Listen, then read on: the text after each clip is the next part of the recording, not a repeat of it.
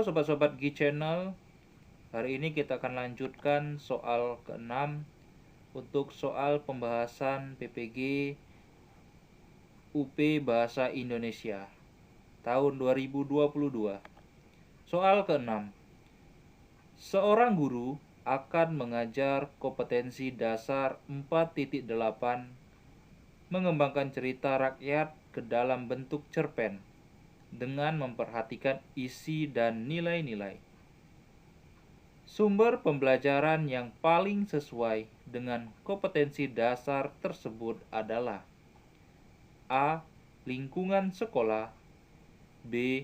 Kumpulan cerita rakyat atau hikayat, C.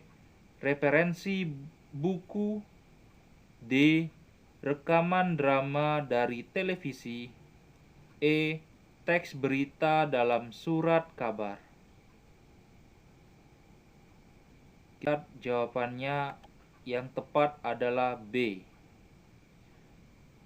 Sumber belajar menurut Ahmad Rohani dan Abu Amadi adalah guru dan bahan-bahan pelajaran berupa buku bacaan atau semacamnya. Pengertian selanjutnya dari sumber belajar adalah segala daya yang dapat dipergunakan untuk kepentingan proses pembelajaran, baik langsung maupun tidak langsung, di luar diri peserta didik, yang melengkapi diri mereka pada saat pembelajaran berlangsung. Klasifikasi sumber belajar terdiri atas pesan, bahan, alat, teknik, dan lingkungan. Sumber belajar pada soal berbentuk bahan, karena KD-nya mengembangkan cerita rakyat dalam bentuk cerpen. Maka sumber belajar yang diperlukan adalah kumpulan cerita rakyat. Kita lanjut soal ke-7. Setelah selesai mengajar kompetensi dasar 4.4, mengkonstruksi teks eksposisi dengan memperhatikan isi, permasalahan, argumen, pengetahuan, dan rekomendasi. Struktur dan kebahasaan guru harus melakukan penilaian. Instrumen penilaian pembelajaran yang sesuai dengan kompetensi dasar tersebut sebaiknya berupa A. Angket, B. Tes lisan, C. Tes formasi, D. Tes pilihan ganda, E. Rubrik penilaian proyek. Untuk soal nomor 7, jawaban yang tepat adalah E. Instrumen penilaian adalah alat yang digunakan untuk melakukan penilaian atau evaluasi. Instrumen penilaian dapat berupa tes maupun non-tes, dan observasinya dapat dilakukan dengan cara observasi sistematis dan non-sistematis. Tes terdiri atas beragam bentuk: tes tertulis, tes lisan, tes inteligensi, tes kemampuan, tes sikap, tes kepribadian, tes hasil belajar. Non-tes terdiri atas observasi, wawancara, skala sikap, daftar cek, angket, studi kasus, tes pemberian penghargaan. Instrumen penilaian yang digunakan disesuaikan dengan jenis penilaiannya. Untuk keterampilan menulis yang menghasilkan tulisan, yang diperlukan adalah instrumen berupa rubrik atau pedoman penilaian proyek yang berisi indikator-indikator terkait dengan unsur-unsur sebuah tulisan. Dalam hal ini, teks eksposisi ada struktur dan kebahasaannya. Kita lanjutkan lagi untuk soal nomor 8. Perhatikan penggalan RPP berikut ini. bagian dari penggalan RPP yang tidak sesuai dengan prinsip pembelajaran pada kurikulum 2013 adalah A. Pendekatan, B. Metode, C. Media pembelajaran, D. Sumber belajar, atau E. Metode dan model pembelajaran. Jawaban yang paling tepat adalah E. Sesuai dengan Permendikbud nomor 22 tahun 2016 tentang standar proses pendidikan dasar dan menengah, komponen RPP terdiri atas A. Identitas sekolah, yaitu nama satuan pendidikan. Kemudian identitas mata pelajaran atau tema atau subtema. Kemudian kelas atau semester. Lalu materi pokok, kemudian alokasi waktu, lalu tujuan pembelajaran, lalu kompetensi dasar dan indikator pencapaian kompetensi, kemudian materi pembelajaran, di mana materi pembelajaran ini memuat fakta, konsep, prinsip, dan prosedur yang relevan, dan ditulis dalam bentuk butir-butir sesuai dengan rumusan indikator ketercapaian kompetensi. Kemudian metode pembelajaran, kemudian media pembelajaran, lalu sumber belajar, lalu langkah-langkah pembelajaran, kemudian penilaian hasil belajar. Selanjutnya soal nomor 9.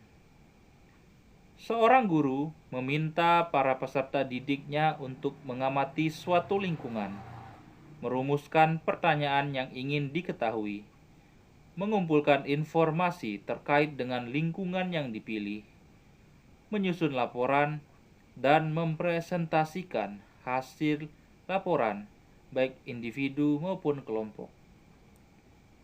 Pendekatan yang dipakai dalam pembelajaran tersebut adalah pendekatan A. Inquiry, B. Scientific, C. Discovery, D. Berbasis proyek, atau E. Berbasis masalah. Jawaban yang paling tepat adalah B,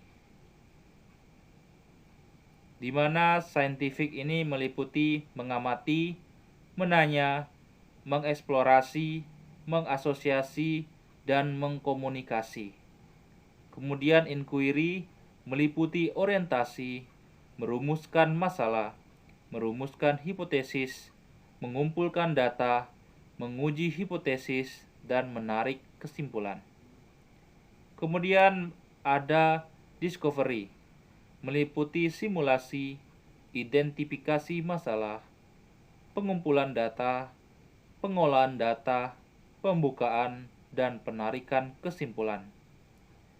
Kemudian ada problem-based learning atau berbasis masalah, meliputi orientasi masalah, organisasi belajar, penyelidikan individu dan kelompok, pengembangan dan penyajian hasil penyelesaian masalah, analisis dan evaluasi proses penyelesaian masalah.